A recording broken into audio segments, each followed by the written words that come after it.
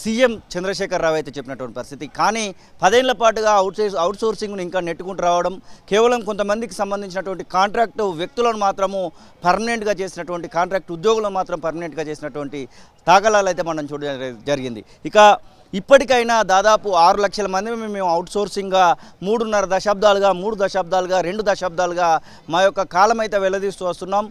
ఎవరైతే ప్రభుత్వ ఉద్యోగులు ఉంటారో ప్రభుత్వ ఉద్యోగులతో సమానంగా మా యొక్క పని అయితే చేస్తున్నాం. కానీ ఉద్యోగంకి సంబంధించినటువంటి వేతనం మాత్రము మాకు సరిగ్గా రావట్లేదు. ప్రభుత్వం నుంచి రావాల్సినటువంటి ఎలాంటి అవకాశాలు కూడా మేము తీసుకోలేకపోతున్నాము. మాకు ఖచ్చితంగా ప్రభుత్వంతో సమానమైనటువంటి జీతాలను, సమాన పనికి సమాన వేతనాన్ని కూడా ఇవ్వాలనేటువంటి ఉద్దేశంతో గతంలో మీరు చెప్పినటువంటి మేనిఫెస్టోలో మీరు పెట్టినటువంటి హామీలే అమలు చేయాలని దాదాపు 6 లక్షల కుటుంబాలకు సంబంధించినటువంటి అవుట్సోర్సింగ్ ఉద్యోగులు అయితే కోరుకుంటున్నారు.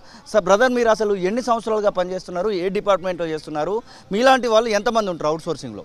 నా పేరు పులి లక్ష్మయ్య, తెలంగాణ రాష్ట్ర అవుట్సోర్సింగ్ ఉద్యోగస్తుల జేఏసీ ప్రెసిడెంట్. మేము రాష్ట్రంలో 1,50,000 మంది పైచిలుకు ఉద్యోగస్తులు అన్ని డిపార్ట్మెంట్లు, సంస్థలు గ్రామ స్థాయి నుంచి మొదలు పెడితే రాష్ట్ర స్థాయి వరకు మేము పనిచేస్తూ ఉన్నాం. కానీ ఈరోజు గత ఉద్యమం కాలంలో గౌరవ చంద్రశేఖర్ గారు ముఖ్యమంత్రి గారు తెలంగాణ వస్తే మీ బతుకులు బాగుపడతాయని చెప్పి ఆ రోజు ఉద్యమ కాలంలో మాకు చెప్పిండు. మేము వస్తే ఇక రాష్ట్రంలో అవుట్సోర్సింగ్ ఉండదు, ఎటువంటి వ్యవస్థలు ఉండవు, మీ అందరిని రెగ్యులర్ చేస్తామని మాట ఇచ్చారు. కానీ 10 సంవత్సరాలు ఎదురు చూసినాం, మేము ఎదురు చూసినాం, మా కుటుంబాలు ఎదురు చూసినాం. కానీ ఈ 10 సంవత్సరాలలో ఏ ఒక్కరోజు కూడా మాకు అన్యాయం 100కి 100% జరిగింది. ఏ ఒక్కరోజు కూడా న్యాయం జరగలేదు ఇప్పటికీ. అందుకనే మేము గత ప్రభుత్వాన్ని ఖచ్చితంగా 6 లక్షల పైచిలుకున్నటువంటి మేము అందరం కూడా ఏకమై గత ప్రభుత్వాన్ని దింపాలనే ఉద్దేశంతో 2020 ముందు ఎలక్షన్కి ముందు మేము ఒక జేఏసీ ఏర్పాటు చేసుకున్నాం. రాష్ట్రంలో అందరం కలిపి రాష్ట్ర వ్యాప్తంగా సభలు పెట్టుకొని గత ప్రభుత్వానికి వ్యతిరేకంగా పోరాడి ఈ ప్రజాపాలన తెచ్చుకున్నాం. కారణం ఏంటంటే ఈ ప్రజాప్రభుత్వంలో మేము ఎలక్షన్కి ముందల మమ్మల్ని మీకు ఈ రాష్ట్రం మేము వస్తే ఈ ప్రజాప్రభుత్వం కనుక అధికారంలోకి వస్తే ఖచ్చితంగా మీ అందరికీ న్యాయం చేస్తాం, ఈ ఏజెన్సీ వ్యవస్థను రద్దు చేస్తామని చెప్పారు.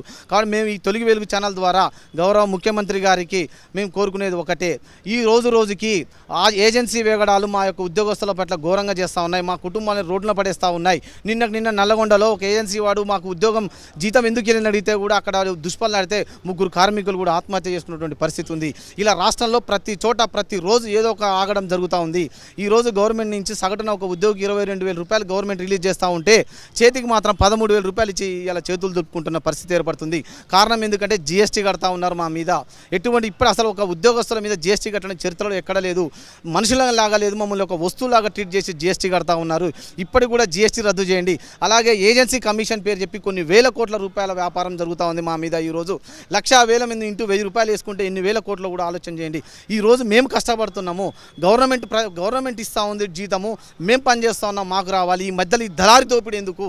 దయచేసి గౌరవ ముఖ్యమంత్రి గారు ఈరోజు చర్చలు ఉపాధ్యాయులతోని అందరు గవర్నమెంట్ ఉద్యోగస్తులతోని చర్చలు జరపబోతూ ఉంది. ఈ చర్చల్లో భాగంగా ఇప్పుడు మేము ఎందుకు అంటున్నామంటే మార్చితోని ఏజెన్సీలు రద్దు అవుతాయి ప్రతి సంవత్సరం.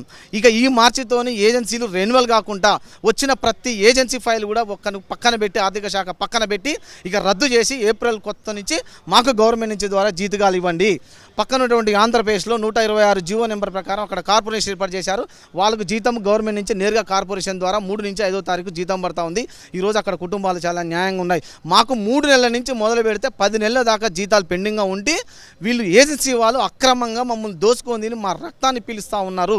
ఈ వ్యవస్థను తక్షణమే రద్దు చేసి లక్షల్లో ఉన్నటువంటి 6 లక్షల కుటుంబాలకి ప్రజాప్రభుత్వం కూడా మమ్మల్ని ఖచ్చితంగా న్యాయం చేస్తూ ఉన్నాను. ఇక ఇటువంటి దారుణ దోపిడీలు ఏ విధంగా జరుగుతున్నాయో చూడండి. ఏజెన్సీలు దావిడాలు, ఘోరమైనటువంటి దావిడాలు. మా యొక్క ఈపీఎఫ్, మాకు వచ్చే జీతంలో ఈపీఎఫ్ 13%, వాళ్ళకు వచ్చే 25% కూడా వాళ్ళు జేబులకు కట్టుకుంటూ ఉన్నారు, నెలలకు కడతా ఉన్నారు. ఈ విధంగా మనం చూసుకున్నట్టయితే వాళ్ళకు ఎన్ని వేల కోట్ల రూపాయలు కూడా వాళ్ళ చెవులలోకి వెళ్ళిపోతుందో మీరు కూడా చూడొచ్చు. మేము అందుకే ఏజెన్సీని మొన్న రవీంద్ర భారతిలో కూడా మీటింగ్ పెట్టాము, దీనికి సంబంధించింది.